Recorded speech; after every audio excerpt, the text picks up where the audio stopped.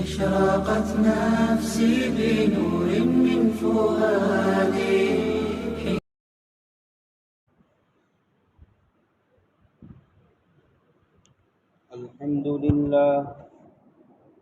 الحمد لله نحمده ونستعينه ونستغفره ونؤمن به ونتوكل عليه ونعوذ بالله من شرور أنفسنا ومن سيئات أعمالنا. من يهده الله فلا مضل له ومن يضلله فلا هادي له. ونشهد أن لا إله إلا الله وحده لا شريك له. ونشهد أن سيدنا ونبينا وشفيعنا ومولانا محمدا عبده ورسوله. قال الله تبارك وتعالى في القرآن المجيد والفرقان الحميد. أعوذ بالله من الشيطان الرجيم. بسم الله الرحمن الرحيم. كل نفس ذائقة الموت وإنما توفون أجوركم يوم القيامة. فمن زحزح عن النار وأدخل الجنة فقد فاز. وما الحياة الدنيا إلا متاع الغرور. وقال النبي صلى الله عليه وسلم: أكثروا ذكر هادم اللذات، أو كما قال عليه الصلاة والتسليم. صدق الله العظيم وصدق رسوله النبي الأمي الكريم. ونحن على ذلك لمن الشاهدين والشاكرين والحمد لله رب العالمین. ملے خاک میں اہل شاہ کیسے کیسے، ہوئے نامور بے نشاں کیسے کیسے. مکی ہو گئے بے مکا کیسے کیسے، زمیں کھا گئی آسماں کیسے کیسے. جگہ جی لگانے کی دنیا نہیں ہے، یہ عبرت کی جا ہے تماشا نہیں ہے. اجل نے نہ کسرا ہی چھوڑا نہ ڈارا، اسی سے سکندر صافاتے بہارا. ہر ایک لے کے کیا کیا نہ حسرت سدھارا، پرا رہ گیا سب یوں ہی ٹھاٹھ سارا. جگہ جی لگانے کی دنیا نہیں ہے، یہ عبرت کی جا ہے تماشا نہیں ہے. محترم و مکرم دینی اسلامی بھائیو، اللہ رب العزت نے مہینوں کی گنتی شروع سے 12 رکھی ہے. اسلامی مہینے جس کو ہم کہتے ہیں کہ اللہ رب العزت کے نزدیک مہینوں کی گنتی 12 ہے. محرم الحرام سے اسلامی سال کا آغاز ہوتا ہے، اسلامی سال شروع ہوتا ہے، اور ذی الحجہ کے مہینے کے اوپر اسلامی سال کا اختتام ہوتا ہے. اس وقت جو مہینہ چل رہا ہے وہ شعبان کا مہینہ، اور شعبان کا مہینہ اسلامی کیلنڈر کے اعتبار سے، اسلامی مہینوں کے اعتبار سے 8واں مہینہ ہے، کہ جس مہینے کے بارے میں ہمارے اور آپ کے آقا تاجدار مدینہ سبز امت کے مکین محمد عربی صلی اللہ علیہ وسلم نے اپنی پاک لسان سے، اپنی پاکیزہ زبان سے یہ جملہ ارشاد فرمایا: شعبان شہری و رمضان شہر اللہ، کہ شعبان میرا مہینہ ہے اور رمضان اللہ کا مہینہ ہے. میرے بھائیوں، غور کرنے کی بات یہ ہے کہ کہ اللہ کے حبیب صلی اللہ علیہ وسلم نے اس جگہ کے اوپر ایک نسبت بیان فرمائی کہ شعبان میرا مہینہ اور رمضان اللہ کا مہینہ، تو یہاں پہ نسبت کو جوڑا گیا ہے کہ اللہ کے حبیب صلی اللہ علیہ وسلم ایک ایسی ہستی کہ اللہ کے بعد اگر کسی کا مقام بلند ہو سکتا ہے، اگر اللہ کے بعد کسی کا مرتبہ اونچا ہو سکتا ہے تو وہ اللہ کے حبیب صلی اللہ علیہ وسلم ہے، جنہوں نے اپنی لسان مبارک سے یہ جملہ ارشاد فرمایا کہ شعبان میرا مہینہ اور رمضان اللہ کا مہینہ۔ میرے بھائیوں، یہاں سے یہ بات ثابت ہوتی ہے کہ ان مہینوں کی ہم قدردانی کریں، ان مہینوں کے اندر اللہ سے لو لگائے، اللہ کی خوب عبادت کرے، اللہ کا خوب ذکر کرے اور اللہ کی یاد کے اندر اپنے آپ کو مکمل طور پر لگائے۔ یہ اللہ رب العزت ہم سے چاہتے ہیں اور یہ مہینے ہم سے یہ مخاطب کرتے ہیں کہ میں آؤں گا اور چلا جاؤں گا، لیکن میری قدردانی کر لینا۔ اگر تم میری قدردانی کر لو گے، اگر تم میری قدردانی کر لو گے اور میرا استقبال تم اچھی طرح کرو گے اور مجھ کو تم اچھی طرح رخصت کرو گے، یعنی عبادتوں کے ساتھ، قرآن پاک کی تلاوت کے ساتھ، درود شریف کے ساتھ، ذکر و اذکار کے ساتھ اگر تم مجھ کو رخصت کرو گے تو میں آپ کے فائدے میں آؤں گا اور میں آپ کو فائدہ پہنچاؤں گا۔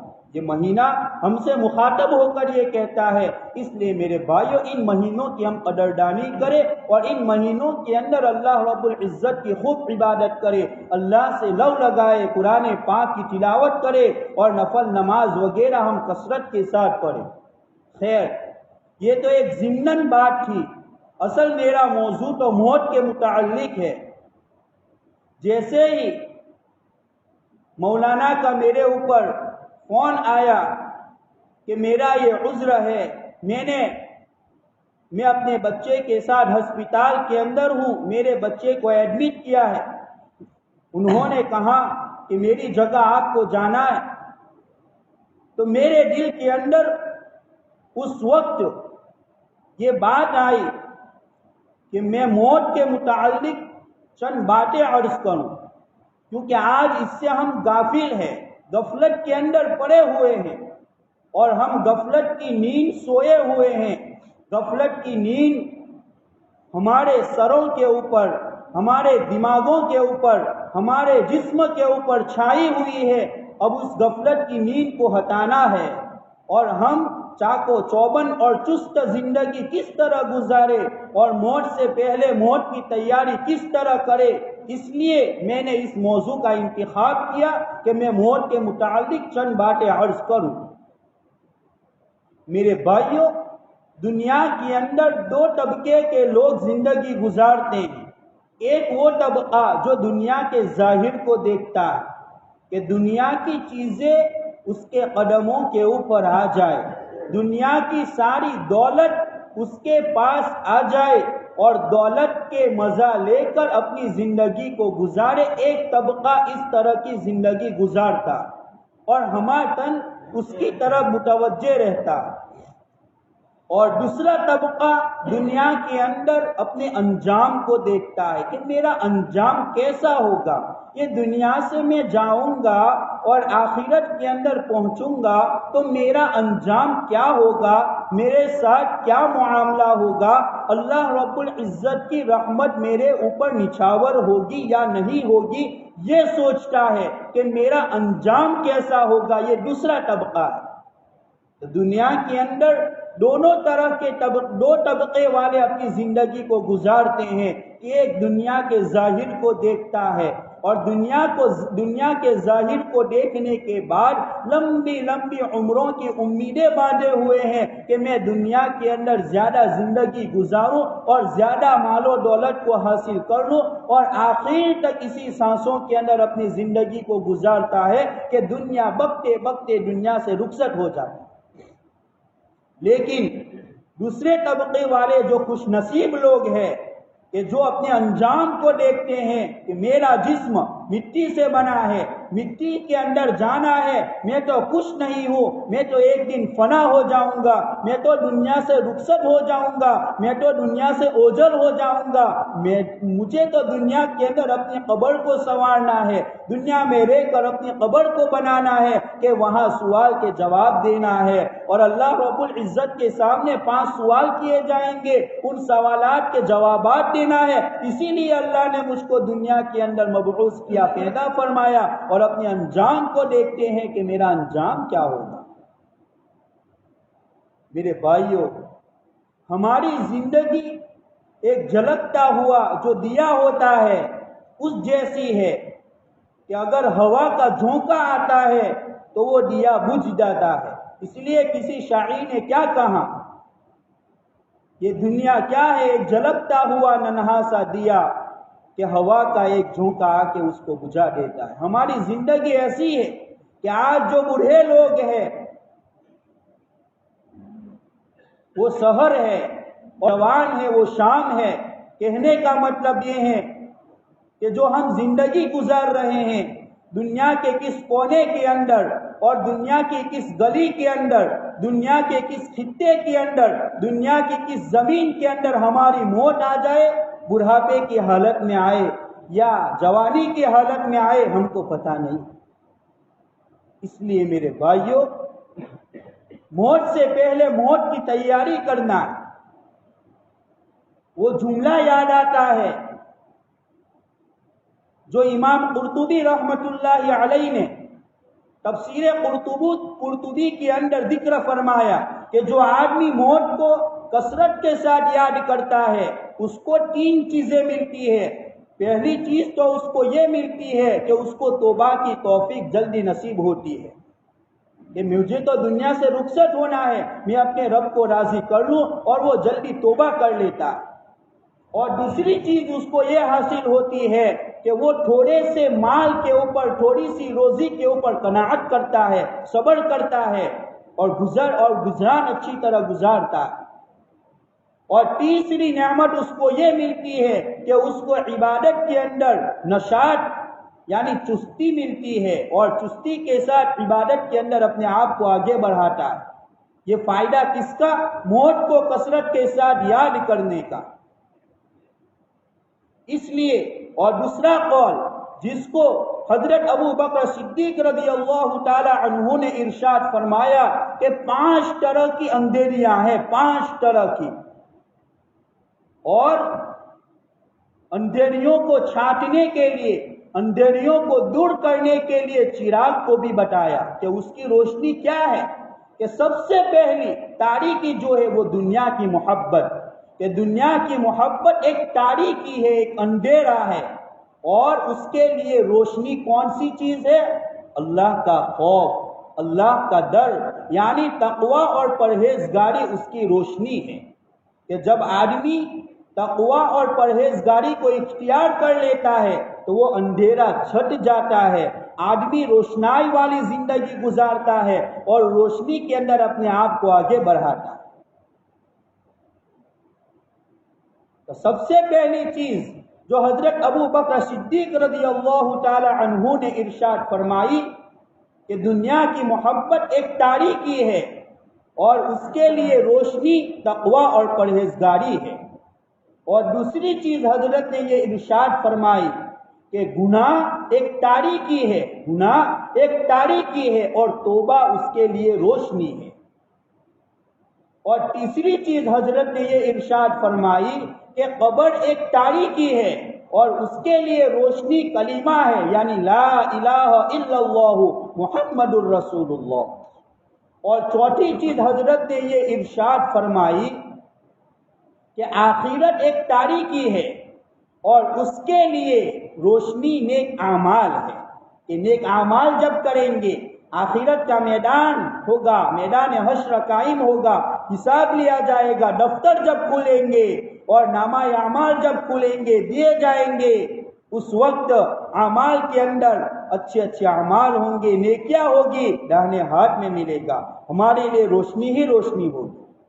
اور پانچویں چیز سیدنا حضرت ابو بکر صدیق رضی اللہ تعالی عنہ نے یہ ارشاد فرمائی کہ پل صراط ایک تاریکی ہے، ایک اندھیرا ہے، اور اس کے لیے روشنی یقین ہے۔ یقین، اللہ کی ذات سے ہونے کا یقین، یہ سب سے بڑی کامیابی ہمارے لیے ہے کہ پل صراط کے اوپر سے ہر ایک کو گزرنا ہے، اور پل صراط ایک اندھیری جگہ کے اوپر ہے، اور ایک ایسا راستہ ہے جو بال سے زیادہ باریک اور تلوار سے زیادہ تیز ہے، اس کے اوپر سے ہر ایک کو گزرنا ہے۔ ایمان والے اس کے اوپر سے گزریں گے، اس کے لیے ایمان نور بنے گا، اور نور کی روشنی کے اندر سے اپنے آپ کو گزارتا چلا جائے گا۔ لیکن جو کافر ہوگا، جو اللہ کا انکار کرنے والا ہوگا، جو اللہ کے ساتھ کسی کو شریک کرنے والا ہوگا، اندھیرے کے اندر چلے گا، اور اندھیری جگہ کے اوپر اس کو راستہ ملے گا ہی نہیں، تو وہ دوزخ کے گڑھے کے اندر گر جائے۔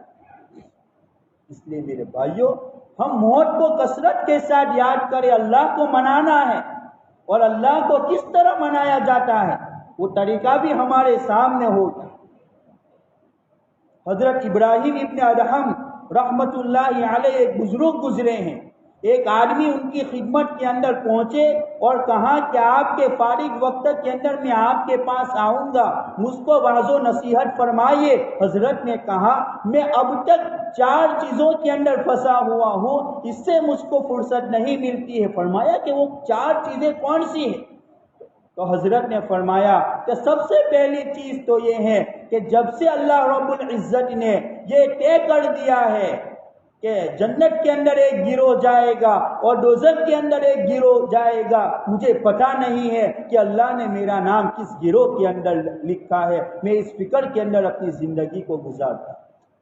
اور دوسری بات یہ ارشاد فرمائی کہ ماں کے پیٹ کے اندر جو بچہ ہوتا ہے، فرشتے اللہ سے پوچھتے ہیں اس کو نیک بخت لوگوں کے اندر لکھوں یا بدبخت لوگوں کے اندر لکھوں، مجھے پتہ نہیں ہے کہ میرا نام کس کے اندر لکھا ہے۔ اس فکر کے اندر میں اپنی زندگی کو گزارتا۔ اور تیسری چیز حضرت ابراہیم ابن ادہم رحمت اللہ علیہ نے یہ ارشاد فرمائی کہ جب روح کو قبض کیا جاتا ہے، ملک الموت جب آتے ہیں، اور ملک الموت جب آنے کے بعد روح کو قبض کرتے ہیں اور اللہ میاں سے پوچھتے ہیں کہ مسلمانوں کے ساتھ رکھوں یا دوسروں کے ساتھ رکھوں، مجھے معلوم نہیں کہ میرے انتقال کے بعد میری روح کہاں جائے۔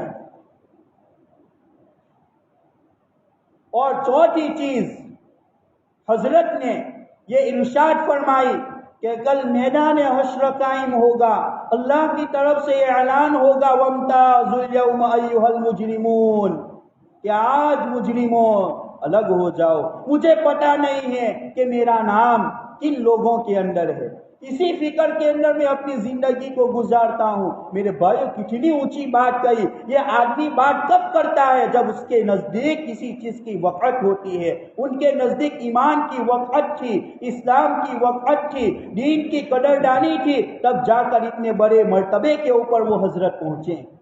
میرے بھائیو، ہم تو دنیا سے رخصت ہو جاتے ہیں، اس لیے فرمایا کہ آدمی مر جانے کے بعد 5 حصوں کے اندر تقسیم ہو جاتا ہے کہ ایک روح ہوتی ہے جس کو ملک الموت لے کر چلے جاتے ہیں، اور ایک جسم ہوتا ہے جب اس کو دفنا دیا جاتا ہے تو کیڑے مکوڑوں کا شکار ہو جاتا ہے، اور تیسری چیز کہ اس کی ہڈیاں جو ہوتی ہے، ہڈیاں کیا ہو جاتے ہیں؟ مٹی بن جاتی ہے۔ کیا ہو جاتا ہے؟ مٹی بن جاتی ہے۔ اور اس کا جو مال ہوتا ہے اور جو مال چھوڑ کے گیا ہے وہ کیا ہوتا ہے؟ تقسیم ہو جاتا ہے وارثوں کے درمیان۔ کیا ساتھ لے گیا؟ میرے بھائیوں، نیک اعمال ساتھ ہیں۔ اللہ کو منانا، موت سے پہلے موت کی تیاری کرنے والے بن جائے، نمازوں کا اہتمام اچھی طرح ہم کرنے والے بن جائیں۔ نماز ایک اہم عبادت ہے۔ خامخواہ نمازوں کو چھوڑنا، سفر کے اندر نماز پڑھنے کا حکم دیا گیا ہے۔ سفر میں کہ جب آدمی سفر کے اندر جاتا ہے تو اس کے لیے گنجائش رکھی ہے کہ 4 رکعت والی نماز 2 رکعت پڑھو، لیکن چھوڑنے کا حکم کسی جگہ کے اوپر نہیں دیا۔ ہم نماز کے لیے اپنے جسم کو، نماز ایک موت کی یاد کو تازہ کرتا ہے۔ یہ سب سے بڑی چیز ہے کہ موت جو ہے آدمی کب آتا ہے اللہ کے گھر کے اندر؟ اس کو یقین ہے کہ مجھے اللہ کے پاس جانا ہے، اور اللہ کے پاس کب جاتا ہے؟ جب اس کا انتقال ہو جاتا ہے۔ جب آدمی مر جاتا ہے تو گھر والے اس کو رکھنا پسند نہیں کرتے، مسجد کے اندر فوراً اعلان ہو جاتا ہے کہ مرحوم، اب تک تو یعقوب تھا، اب مرحوم یعقوب ہو گیا۔ کیوں؟ روح قبضہ ہو گئی، گھر والے بھی رکھنا پسند نہیں کریں گے، کیوں کہ قبرستان کے حوالے کرنا۔ اس لیے موت کا ایک اعلان ہے کہ موت کا اعلان کہ میں وہ چیز ہوں جو بہنوں اور بھائیوں کے درمیان سے آپ کو جدا کر دیتی ہوں۔ میں میاں بیوی کے درمیان جدائی پیدا کر دیتی ہوں۔ میں ماں باپ کے درمیان سے آپ کو جدا کر دیتی ہوں۔ میں ہر قسم کے دوستوں سے آپ کو جدا کر دیتی ہوں۔ لیکن ساتھ میں نماز ہے، قرآن ہے، ان کی بھی ایک پکار ہوتی ہے کہ اگر تو میری تلاوت کرے گا تو میں قبر کے اندر آؤں گا، نماز پڑھے گا قبر کے اندر آؤں گی۔ یہ میرے بھائیوں دونوں طرح کی پکار کو کانوں سے سنے کہ موت کی پکار، لیکن دنیا کی پکار اگر ہمارے کانوں کے اندر آتی ہے کہ دنیا کی پکار کیا ہے کہ جیسے تیری دنیا کی آنکھیں بند ہو جائے گی، رشتہ ختم، نہ میں تو اس کو جانتی تھی، دنیا یہ کہتی ہے، لیکن قرآن کیا کہتا ہے؟ میں تو اس کو جانتا تھا، جانتا ہوں، جانتا رہوں گا، قبر کے اندر آؤں گا، میدان حشر کے اندر آؤں گا، آپ کے لیے سفارش کروں گا۔ یہ قرآن کی آواز۔ میرے بھائیوں اپنے دل کی آنکھوں کو کھولو اور دنیا کی محبت سے ہم اپنے آپ کو باز رکھ کے، دور رکھ کے اللہ کی محبت کے اندر آئے، اپنے سروں کو اللہ کے سامنے جھکائے، نمازوں کا اہتمام کرے۔ جب آدمی اللہ کے گھر کے اندر تشریف لاتا ہے، اللہم افتح لی ابواب رحمتک، یہ جملہ کہتا ہے، اللہ کی رحمتوں کا دہانے کھل جاتے ہیں اور آدمی کو اللہ کی رحمت اس کو اپنے آغوش کے اندر لے لیتی ہے۔ یہ دکھتا نہیں ہے لیکن ہے، سکون ملتا ہے، اطمینان ملتا ہے۔ اللہ کی یاد کے اندر، الا بذکر اللہ تطمئن القلوب، کہ اپنے دلوں کو اطمینان اگر تم پہنچانا چاہتے ہو، طمانینت کے ساتھ اپنی زندگی کو گزارنا چاہتے ہو، سکون والی زندگی کو گزارنا چاہتے ہو، تو اللہ کے ذکر کے اندر اپنے آپ کو مکمل طور پر لگا دو۔ اس لیے میرے بھائیوں ہم نمازوں کا اچھی طرح اہتمام کرنے والے بنے۔ جب ہم مسجد کے اندر آئے تو آداب کے ساتھ آئے، داہنا پیر ہمارا آگے ہو اور دعا کے ساتھ اور اعتکاف کی نیت کے ساتھ مسجد کے اندر ہم انٹر ہو، داخل ہو۔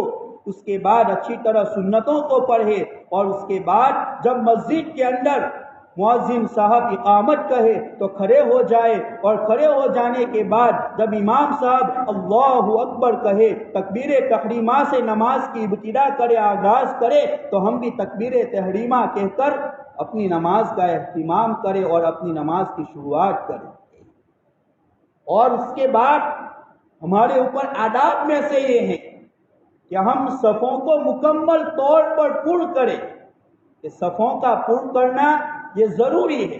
کہیں ایسا نہ ہو جائے کہ ایک صف مکمل، دوسری صف مکمل نہ ہو، 2-3 آدمیوں کے کھڑے ہونے کی جگہ وہاں پہ موجود ہو اور ہم تیسری صف کو بنا دیں، آگی صف تو ابھی مکمل ہوئی نہیں اور ہم تیسری صف بناتے ہیں، میرے بھائیو ہماری نماز کا مسئلہ کھڑا ہو جائے۔ اہتمام، صفوں کی درستگی ہمارے لیے ضروری ہے۔ ہم دیکھیں کہ حی علی الصلاح کی طرف جگہ ہے یا حی علی الفلاح کی طرف جگہ خالی ہے، اگر جگہ خالی ہے تو فوراً اس جگہ کے اوپر اپنے آپ کو لے جائے اور اللہ کے سامنے اپنے آپ کو جھکانے والا بنا دے کہ اسی زمین کے اوپر میں نے اللہ کے سامنے اپنے آپ کو جھکایا۔ صفوں کی درستگی ضروری ہے۔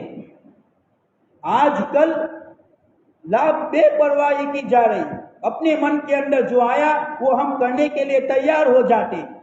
میرے بھائیوں کلمہ پڑھا ہے، لا الہ الا اللہ محمد الرسول اللہ، اس بات کو ثابت کر دیا الدنیا سجن المؤمن و جنت للکافر، کہ دنیا مسلمان کے لیے قید خانہ ہے اور کافر کے لیے جنت ہے، کہ دنیا کے اندر کلمہ پڑھا ہے، اللہ کے احکام کے ماتحت زندگی گزارنا ہے، اللہ کے رسول کے سنتوں کے مطابق زندگی کو گزارنا ہے، پاکیزہ طریقوں کے مطابق زندگی کو گزارنا ہے۔ یہ ہمارے لیے ضروری ہے کہ جس طرح ایک قیدی قید خانے کے اندر جس طرح زندگی گزارتا ہے کہ منمانی زندگی نہیں، پابندی والی زندگی گزارتا ہے، ہم بھی اپنی زندگی کو پابندی والی بنائے، اللہ نے جو کہا ہے اسی کے مطابق اپنی زندگی کو گزارے۔ اس لیے میرے بھائیوں، صفوں کی درستگی ہمارے لیے ضروری ہے۔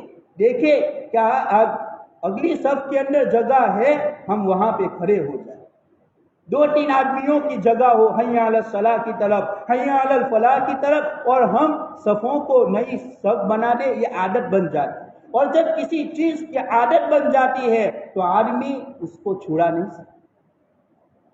جگہ خالی ہے، فوراً پیچھے کھڑے ہو گئے، ایک آدمی پیچھے کھڑا ہو جاتا ہے، کوئی آدمی پیچھے سے آنے والا یہ سمجھتا ہے کہ 2 صفوں کے اندر جگہ نہیں ہوگی، اس لیے یہ آدمی یہاں کھڑا ہو گیا ہے، چلو میں بھی اس کے ساتھ کھڑا ہو جاتا ہوں۔ اب پوری صف مکمل ہو جاتی ہے اور آگے کی صف خالی رہتی ہے۔ اس لیے میرے بھائیوں، اس کا اہتمام ضروری ہے۔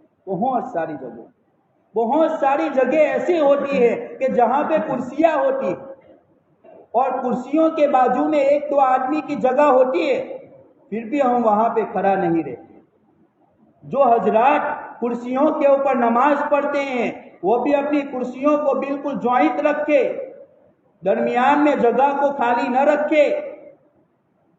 اگر آپ کی مجبوری ہے تو اچھی بات کہ آپ کرسی کے اوپر نماز پڑھتے ہیں، لیکن درمیان میں کھلا نہ چھوڑے، جگہ نہ چھوڑے، اور اپنی بازو میں اگر ایک آدمی کے کھڑے رہنے کی جگہ ہے تو پیچھے سے کسی کو بلائے کہ اس جگہ کے اوپر کھڑے ہو جاؤ، جگہ کو ہرگز نہ چھوڑے، اور صفوں کی مکمل طور پر پابندی کرے کہ ہم صفوں کو مکمل کریں گے۔ نماز کا مسئلہ ہے، عظیم الشان عبادت ادا کرنے کے لیے ہم مسجد کے اندر تشریف لاتے ہیں اور ہمارا حال اس طرح کا ہو کہ ہمارے لیے زیبا نہیں ہے۔ میرے بھائیوں، موت سے پہلے موت کی تیاری کرنا ہے، نمازوں کا اہتمام کرنا ہے، مہینے کی قدردانی کرنا ہے، اور دوسری بات یہ ہے کہ ہماری بستیوں کے اندر جو غریب حضرات ہوتے ہیں ہم ان کی بھی فکر کریں، ان کی بھی کوئی اگر مجبوری ہے تو مجبوری کو، ان کی ضرورت کو پوری کرنے کی بھی ہم فکر کریں۔ اللہ دینے والا ہے، اللہ جس کو دیتا ہے بے حساب دیتا ہے۔ اللہ کے لیے کام کرنا ہے، اللہ کے لیے عمل کرنا ہے، اللہ کو دکھانا ہے، اللہ کے پاس جانا ہے، اللہ سے لینا ہے، اللہ کو حساب دینا ہے، اور اللہ ہم کو جنت دے گا، اور جنت سے بڑھ کر کوئی چیز نہیں ہے۔ اللہ رب العزت ہم تمام کو کہیں سنی باتوں کے اوپر عمل کرنے کی توفیق مرحمت فرمائے۔ آمین۔ وآخر دعوانا الحمدللہ رب العالمین۔